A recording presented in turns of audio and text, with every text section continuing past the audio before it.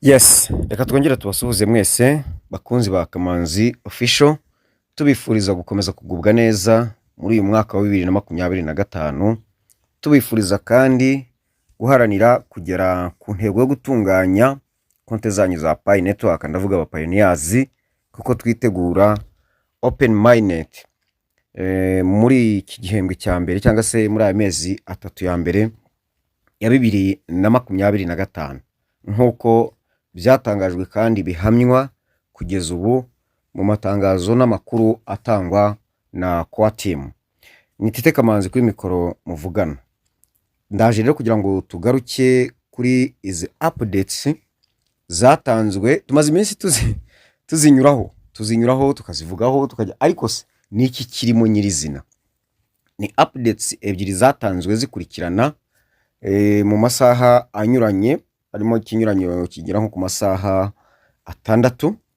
Rero itangazo rya mbere cyangwa se update ya mbere yagiraga iti: we are making excellent progress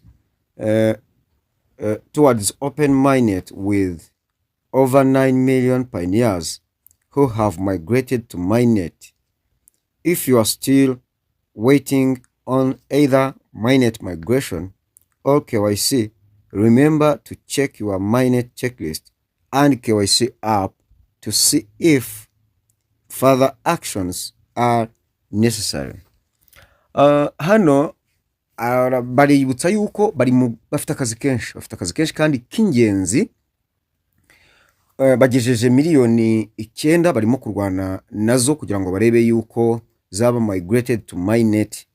Hanyuma nawe bakakubwira bati niba nawe ugitegereje gukorerwa migration cyangwa se utegereje gukora KYC, wibuke yuko Mainnet checklist harimo ibyo ugomba gukora, ubisuzume ubirebe, ndetse no muri KYC ujye urebaho urebe niba nta kindi gikorwa wakongera gukoraho cyangwa se wakoraho. Ibi ngibi ndabijyanisha n'abantu tumaze iminsi twandikira, dufasha mu kwandikira Core Team. Mu kanya hari umuntu umaze kumpa ubutumwa bamusubije hashize ngira ngo cyumweru cyangwa se cyari kitaranashira, yari afite ikibazo cy'amazina, ari ukuntu umusopanya amazina. Ubwo rero yagize atya, ajya muri email namubwiye aho azajya acunga. Hari message bamuhaye bamwereka ibyo agomba gukosora n'ibyo atagomba gukosora, ariko nyine bayiguha wabikosoye. Hanyuma rero mubwira kujya acunga ari muri email, kuko niho wanditse unyuze kugira ngo bajye bagusubiza, ariko no muri account arahunyura bitewe n'ikibazo wabajije cyangwa se ibyo wasabye. Hanyuma bakakubwira, bakaba bagusubiza. Mu byo rero bamusubije, reka nsoma ka message gatoya wenda bamusubije. Bambwiye bati hi, ntabwo ngiye kuvuga amazina ye. Bamwandikiye, noneho bamuha message banamubwira icyo agomba gukora. Munsi bamubwiye ngo grace period action items, ni kuvuga ngo baba bakwereka ko ugomba kugira icyo ukora. Bamwandikiye bambwira ngo as stated in the white paper in Pi Mind, any Pi Mind in the Pi app must transition to the Mainnet blockchain within a grace period or it will be lost. The deadline is January 31st, 2025. To ensure your balanced transitions to Mainnet, you must complete the steps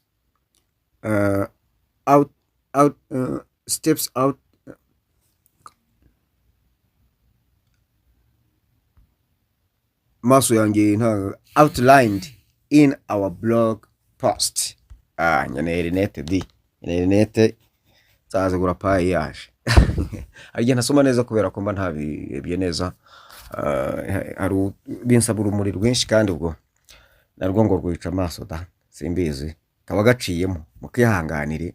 Iyo nciwe mu binyombo ciwemo ndaza gushaka rinete, ariko ndabona ari yo maherezo ndazitinye senze nta, ariko nyine izo mpinduka ngomba kuzitegura.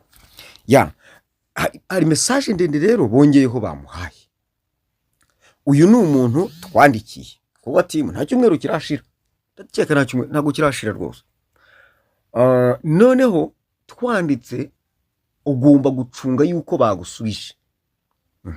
Ntabwo uzabona inzogera bikwibutsa, ni wowe ugomba kubicunga ukareba ko bagusubije. Uracunga muri email cyangwa ucunge hahandi ufite ikibazo. Yego ako ni agaciyemo nagira ngo mbamenyeshe, dore batangiye gusubiza.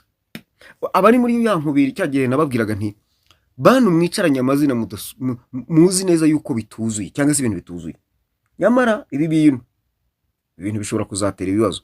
None ko murabona koko bamusubije baramubwira ngo nagira icyo akora, agomba kugira icyo abikoraho. Ari na message ndende, ubu mukanya ngiye guhora nawe kugira ngo turebe icyo twakora tumukosorere. Icyo nshaka kuvuga ni iki rero, nuko abantu benshi tubabwira ibintu bakagira ngo ni ibintu byo gukina cyangwa se bakagira ngo, ndetse hari n'abajya batinyuka icyo nakwita kwinangira, noneho bakanavuga bati urashaka views. Okay, nta kibazo kuba nshaka views. Ese buriya ko nta muntu uracyurira imodoka igenda mu muhanda ngo urashaka abagenzi, ngo urashaka amafaranga, kuki nawe urabimucyurira? Kuko ugomba kujyana n'iyo modoka, ndetse byarimbuka nayisaba rifuti. None ibi ngibi birantungura kubona umuntu wamaze kuregistaringa muri payi agatinyuka akavugira amagambo nko ku rubuga cyangwa akanika comment kuri YouTube channel iri busomwe n'isi yose, akavuga ngo ubwo rero ngo urashaka views. Uyu muntu ntago natinya kumugereranya n'umurozi, n'umwicanyi, n'umugizi wa nabi, n'umujura, n'umuforoderi. Yarayobye muri make twanamwibeshyeho. Kubera iki? Ni kuvuga ngo iyo avuze atya, umuntu ukurikira amakuru hano ntabwo amenya impamvu y'ibi ngibi yo kuza kubitangaza hano, kandi akaba nta makuru ahagije afite. Ndagira ngo rero mbasabe umuntu wese uzajya ubona message nk'iyo ajya mubona nk'umugizi wa nabi. Abakristo bavuga ngo toka shitani, mujye mutokesha shitani. Iyo ngiyo bari shitani duteye tuyitokesha ive muri twebwe. Ni kuvuga ngo ikintu mu Kinyarwanda baca umugani ngo ikintu cya mbere ni amakuru. Umugani waciwe n'umuturage uramamara cyane, ariko umugani warafashe aranahari uwo muntu. Ikintu cya mbere ni amakuru, ratani bakababeshye. Amakuru nkaya niba aje, banzu wumve ukuri kurihe.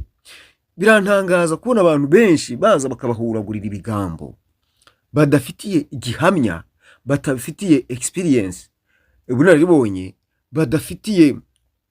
badashobora no gusoma ngo anagusomere aho yayakuye. Nk'ubu amakuru ya mbere na mbere nkunda kuyakura hano ku mbuga za kwa team, sigaye ndabyirinda kujya gushaka kandi hiri.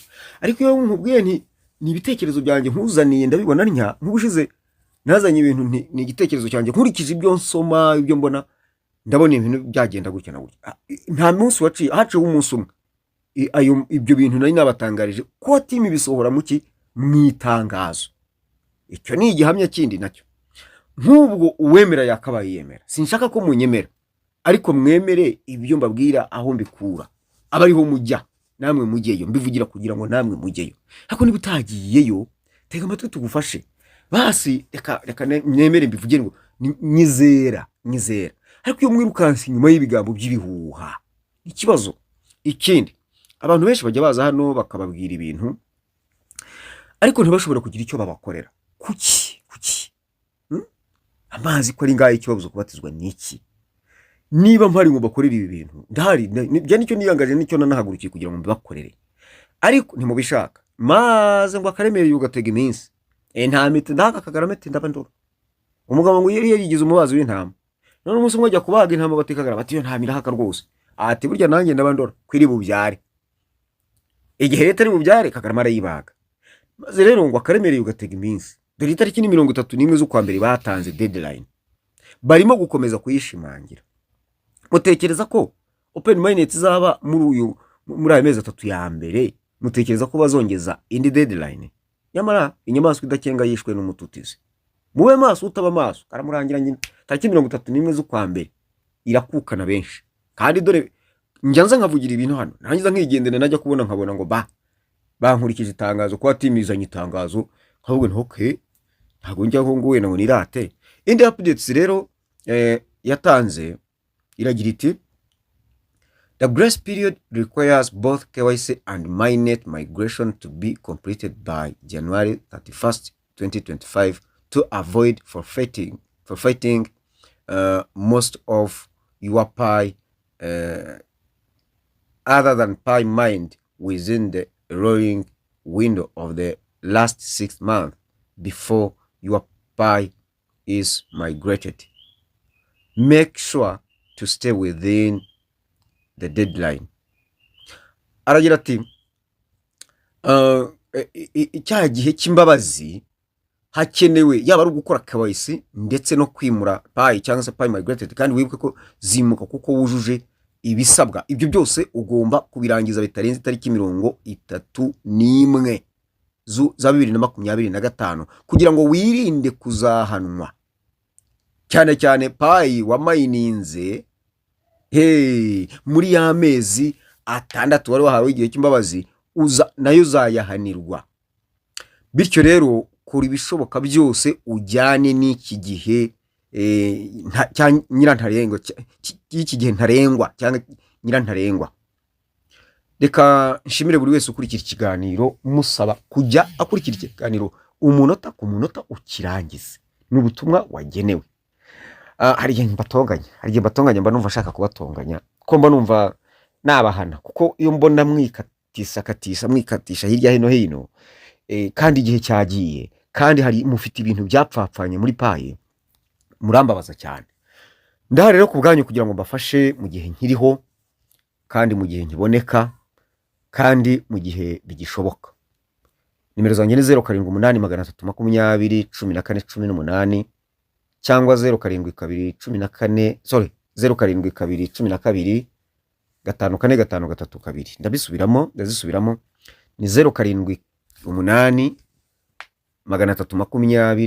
320 cyangwa 0712 54 hanyuma ukampamagara ukamva hondi. Hari abari nyandikira kuri WhatsApp ariko ntinda kubibona, ariko byarutwa no kunyandikira SMS isanzwe cyangwa se ukampamagara. Iyo mpuze mujye mwihangana, hari igihe mba mpuze nyine, hari igihe wenda bari ibibazo bya network, ariko kenshi ntago mba mpuze kubera network, abo hari ibyo mba ndimo. Nk'abambuze ejo nari ndi mu kiganiro, kandi n'ubu mukanya guhera saa 4 kugeza saa 3 aho ndaba ndi mu kiganiro, muranyihanganira. Yego, hanyuma mbararikire kuza gukurikira ikiganiro kuri cryptocurrency kuri Pi network kiza gusohoka uyu munsi kuri YouTube channel, ni video Ihumure TV. Hanyuma dukomeze dukurikirane amakuru, ubundi twiyubakire Pi network kugira ngo ejo cyangwa ejo bundi tutazahomba, ahubwo tuzabe duhagaze neza natwe tuvuga tuti twarakoze, reka turye ku musaruro, twinjire mu munezero wa databuja. Murakoze cyane, mugubwe neza, umunsi mwiza.